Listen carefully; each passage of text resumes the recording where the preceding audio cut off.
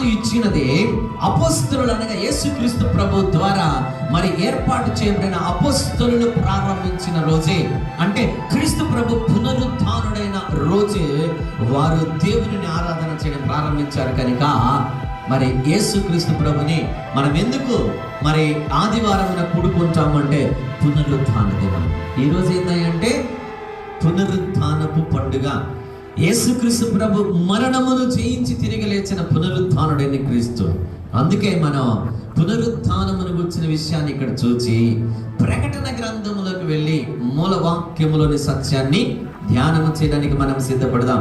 ప్రకటన గ్రంథము 1వ అధ్యాయంలో మనం ఉన్నాం. 1వ అధ్యాయం 17-18 వచనాలు మనం చదివాం.